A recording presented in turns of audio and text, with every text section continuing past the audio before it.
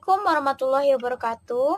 Di sini, kami dari kelompok 1 ingin menampilkan video singkat kami memaparkan hasil dari diskusi kami, yaitu dengan judul Konsep dan Peranan Evaluasi Pembelajaran dan Kerangka Dasar dan Ruang Lingkup Evaluasi Pembelajaran, dengan dosen pengampu yaitu Bapak Ahmad Humaydi MPD yang telah mempercayakan kami untuk menggarap tugas ini. Terima kasih banyak. Kelompok ini terdiri dari saya sendiri, yaitu Mutia Ramadhani, Lisa Anggraini, dan Komang Lia Purwanti. Ini saya akan menjelaskan materi yang pertama, yaitu konsep dan peranan evaluasi pembelajaran. Nah, jadi dalam evaluasi pendidikan ada 4 komponen yang saling terkait dan merupakan satu kesatuan yang tidak bisa terpisahkan. Nah, jadi yang pertama itu adalah evaluasi, lalu yang kedua itu ada penilaian, yang ketiga ada pengukuran, yang keempat ada tes dan non-tes. Selanjutnya itu, melalui evaluasi, seorang pengajar dapat melaksanakan kegiatan sebagai berikut. Nah, yaitu yang pertama adalah mengetahui apakah pembelajar mampu menguasai materi yang telah diajarkan. Lalu yang selanjutnya itu adalah apakah mereka bersikap sebagaimana yang diharapkan. Lalu lagi yang selanjutnya, apakah mereka telah memiliki keterampilan berbahasa? Yang selanjutnya lagi itu adalah mengetahui keberhasilan proses belajar mengajar yang telah dilaksanakan. Dan yang terakhir, menentukan kebijakan selanjutnya. Nah, selanjutnya ini ada fungsi, tujuan, dan kegunaan dari evaluasi pembelajaran. Nah, yang pertama yang akan kita bahas itu adalah fungsi dari evaluasi pembelajaran. Nah, fungsi dari evaluasi pembelajaran ini terdiri dari 2, yaitu yang A adalah untuk mengetahui tercapainya tidaknya tujuan pengajaran. Nah, dalam hal ini adalah tujuan instruksional khusus. Nah, yang B itu untuk mengetahui keefektivitasan proses belajar mengajar yang telah dilakukan oleh guru. Dengan fungsi ini, guru dapat mengetahui berhasil tidaknya ia mengajar. Nah, yang selanjutnya itu adalah tujuan evaluasi pembelajaran. Nah, yang di sini tujuan dari evaluasi pembelajaran itu terdiri dari 2, yaitu tujuan umum dan tujuan khusus.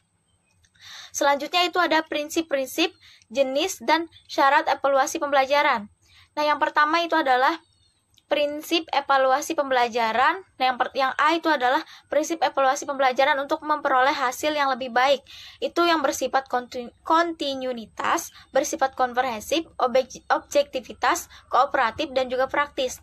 Nah, yang B yaitu prinsip-prinsip penilaian berdasarkan Depdiknas, yaitu mengukur hasil-hasil belajar dan mengukur sampel tingkah laku yang representatif.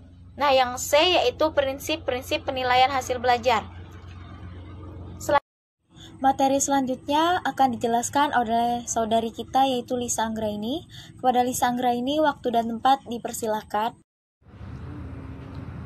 Baiklah, terima kasih untuk saudari Mutia Ramadhani selaku moderator. Baik, di sini saya akan melanjutkan penjelasan tentang jenis-jenis evaluasi pembelajaran. Nah, jenis evaluasi pembelajaran berdasarkan tujuan itu dibedakan dengan 7 jenis evaluasi, yaitu yang pertama pre-test dan post-test, yang kedua evaluasi diagnostik, evaluasi selektif, evaluasi penempatan, evaluasi formatif, evaluasi sumatif, dan ujian nasional atau UN. Yang B, jenis evaluasi berdasarkan sasaran. Yang pertama ada evaluasi konteks, evaluasi input, evaluasi proses, evaluasi hasil, dan evaluasi outcome atau lulusan. Selanjutnya ada C, jenis evaluasi berdasarkan lingkup. Yang lingkup kegiatan pembelajaran. Yang pertama ada evaluasi program, evaluasi proses, dan evaluasi hasil pembelajaran. Nah, ragam bentuk alat evaluasi atau sasaran evaluasi.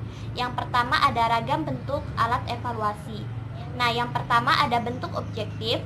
Biasanya itu diwujudkan dalam bentuk-bentuk alternatif jawaban seperti pengisian titik-titik dan percobaan satu pertanyaan dengan pertanyaan lainnya. Yang kedua ada bentuk subjektif. Nah, alat evaluasi yang berbentuk subjektif itu adalah alat pengukur prestasi belajar yang jawabannya itu tidak ternilai dengan skor atau angka pasti, seperti yang digunakan untuk evaluasi objektif. Yang kedua ada subjek, objek atau sasaran evaluasi. Subjek evaluasi itu adalah orang yang melakukan pekerjaan evaluasi, sedangkan sasaran atau objek evaluasi penilaian itu sendiri adalah segala sesuatu yang menjadi titik pusat pengamatan. Selanjutnya ada peranan dan pihak-pihak yang terkait dalam evaluasi pembelajaran. Yang A ada peranan evaluasi atau penilaian. Yang pertama ada peranan penilaian dalam pembelajaran. Nah, setidaknya ada 3 hal yang perlu diperhatikan sehingga penilaian itu menjadi bermakna, yaitu ketika penilaian yang pertama memiliki ciri secara signifikan. Yang kedua, memiliki kriteria, prosedur, dan rubrik yang jelas dan dipahami oleh semua pemangku kepentingan atau stakeholder. Selanjutnya, memberikan hasil-hasil yang menyediakan arah atau petunjuk yang jelas untuk peningkatan kualitas pengajaran dan belajar. Yang kedua, peran penilaian dan evaluasi dalam peningkatan mutu pelajaran. Agar penilaian itu dapat berfungsi dengan baik, sesuai dengan tujuan yang telah ditetapkan, maka sangat perlu untuk menetapkan standar penilaian yang akan menjadi dasar dan acuan bagi guru dan praktisi pendidikan dalam melakukan kegiatan penilaian.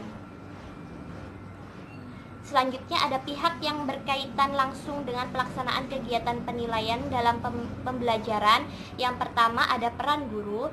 Menurut Baut 1995 memberikan panduan bagi guru dalam memberikan umpan balik pada siswa, yaitu yang pertama ada realistik, spesifik, sensitif terhadap tujuan dan yang bersangkutan, tepat waktu, jelas, tidak menghakimi, tidak membanding-bandingkan, tekun, terus terang, positif, dan hati-hati. Sedangkan untuk peranan siswa, keikutsertaan siswa di dalam proses penilaian itu menjadi penting apabila standar yang digunakan bisa diwujudkan untuk semua siswa. Sedangkan untuk peranan kepala sekolah, sekolah itu merupakan pusat kegiatan belajar mengajar dalam proses pendidikan. Selanjutnya untuk peranan sekolah, sekolah itu merupakan pusat kegiatan belajar mengajar dalam proses pendidikan. Baik buruknya kualitas pendidikan dapat dilihat dari tingkat kualitas sekolah. Selanjutnya akan dijelaskan oleh Saudari Komanglia Purwati. Baiklah, di sini saya akan melanjutkan presentasi dari kelompok kami, yaitu tentang pembahasan 2, kerangka dasar dan ruang lingkup evaluasi pembelajaran. Nah, yang di pertama sini adalah 2.1, kerangka dasar tujuan pembelajaran. Nah, kerangka tujuan pendidikan terbagi ke dalam 3 dominan, yaitu kognitif dominan atau ranah kognitif, efektif dominan atau ranah efektif, psikomotor dominan atau ranah psikomotor. Nah, di sini ada 2.2, penilaian hasil belajar.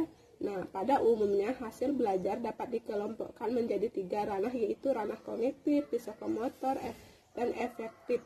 Ranah psikomotor berhubungan dengan hasil belajar yang dicapai melalui keterampilan manipulasi yang melibatkan otot dan kekuatan fisik.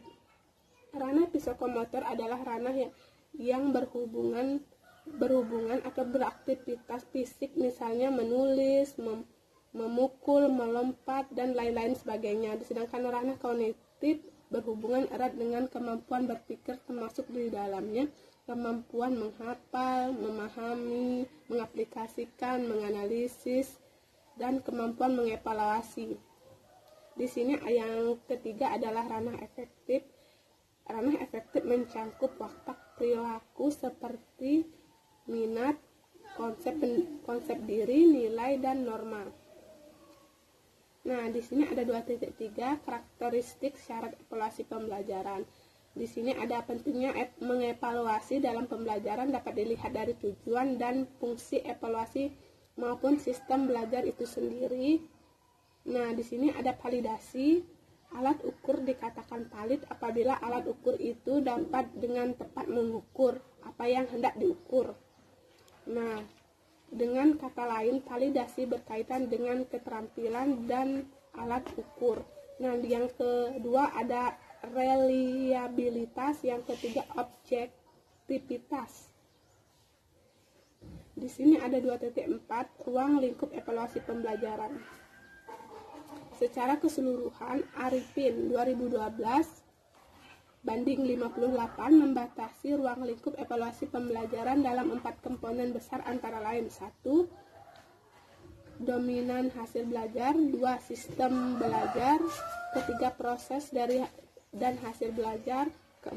Penilaian berbasis kelas. Nah, keempat komponen ruang lingkup evaluasi mempelajari berikut ini. Nah, yang A, evaluasi pembelajaran dalam perspektif dominan hasil belajar, yang B, evaluasi pembelajaran dan perspektif sistem pembelajaran, yang C, evaluasi pembelajaran dalam perspektif penilaian dan proses dari hasil belajar. Ini dibagi 5. Yang pertama, sikap peserta didik, yang kedua, pengetahuan dan pemahaman peserta didik, yang ketiga, kecerdasan peserta didik, yang keempat, perkembangan jasmani atau kesehatan, yang terakhir keterampilan, dan yang D, evaluasi pembelajaran dalam perspektif penilaian berbasis kelas. Nah, terima kasih. Itulah pemaparan presentasi dari kelompok kami, dan saya kembalikan ke moderator. Kami akhiri dengan segala ucapan terima kasih. Assalamualaikum warahmatullahi wabarakatuh. Terima kasih.